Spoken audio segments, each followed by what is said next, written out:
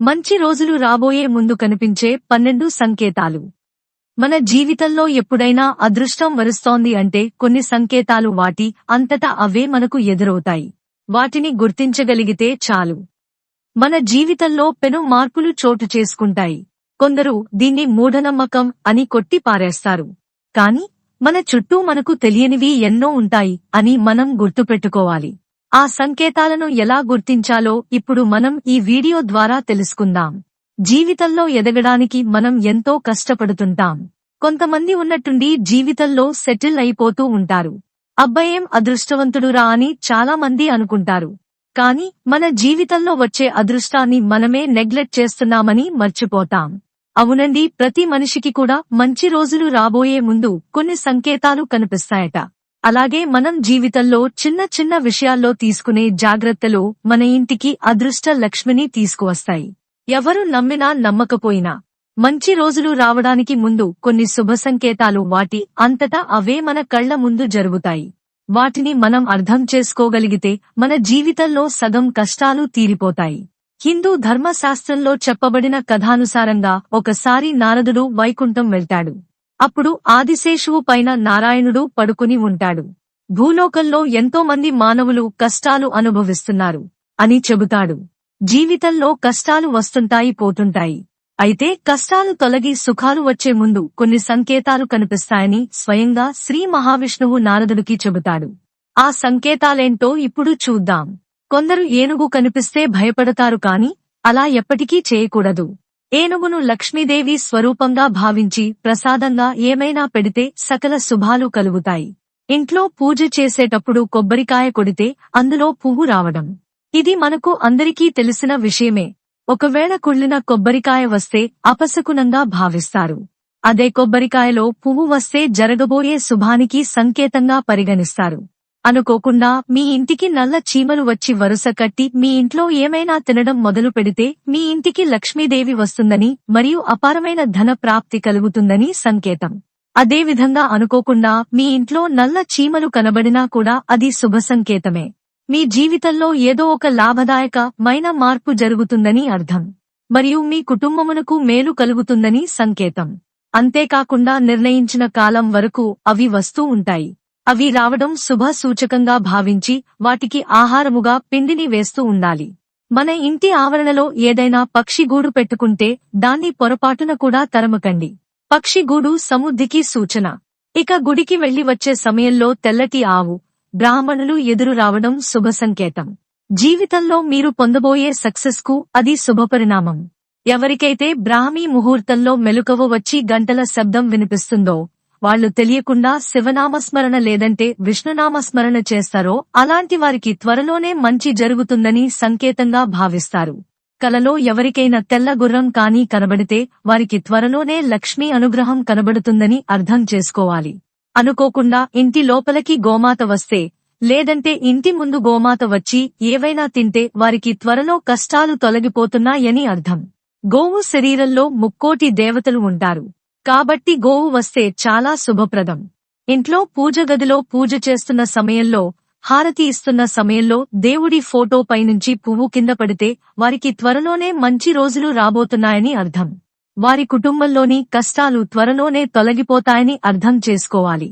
పురుషులకు కుడి కన్ను మరియు కుడి చేయి అదురుతున్న త్వరలోనే వారికి మంచి రోజులు రాబోతున్నాయని అర్థం. మహిళలకు అయితే ఎడమ కన్ను, ఎడమ చేయి అదురుతూ ఉన్న వారికి కూడా సమస్యలు త్వరలోనే తీరబోతున్నాయని అర్థం. ఇంట్లోకి ఆంజనేయ స్వామి ప్రతిరూపమైన కోతి పూజా మందిరంలోకి వచ్చి కొబ్బరి చిప్ప లేదంటే పండు తీసుకుని గనుక వెళితే త్వరలోనే వారి కష్టాలన్నీ తొలగిపోతాయని అర్థం. ఇంట్లోకి కోతి వచ్చి ఏ వస్తువు తీసుకెళ్లినా రాయితో, కట్టెతో కొట్టవద్దు.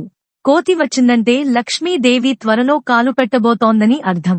ఏదైనా పనిమీద బయటకు వెళ్లినప్పుడు గోమాత కాని, ఏనుగు కాని, గుర్రం కాని ఎదురైతే చాలా శుభప్రదం. వెళ్లిన పని సకాలంలో పూర్తవుతుంది. అన్నీ శుభాలు కలుగుతాయి. అలాగే చిన్న పిల్లలు ఇంట్లోకి వచ్చి ఆకలివేస్తుందని అడిగితే మీ కష్టాలన్నీ తొలగిపోయినట్లేనని పండితులు చెబుతున్నారు. ఇలా వచ్చిన పిల్లలకు తీపి వస్తువులు, బెల్లం, లడ్డూ లాంటివి ఖచ్చితంగా పెట్టాలి. ఇంట్లోకి అకస్మాత్తుగా రామచిలుక వస్తే లక్ష్మీ అనుగ్రహం కలుగుతుంది. మన్మధుడి వాహనం చిలుక. లక్ష్మీదేవి కుమారుడు మన్మధుడు. కాబట్టి చిలుక వచ్చిందంటే లక్ష్మీదేవి ఇంట్లో అడుగుపెడుతున్నట్టే అని భావించాలి. ఇంట్లో అస్తమానం పాలు పొంగుతూ ఉంటే ఇంట్లోకి లక్ష్మీదేవి రాబోతోందని అర్థం చేసుకోవాలి. త్వరలోనే ఇంట్లో ఉన్న కష్టాలన్నీ తొలగిపోతాయనడానికి సంకేతం. మంచి రోజులు రావడానికి ముందు మీ ఇంట్లో చెట్లు, మొక్కలు పచ్చగా ఎదుగుతుంటాయి.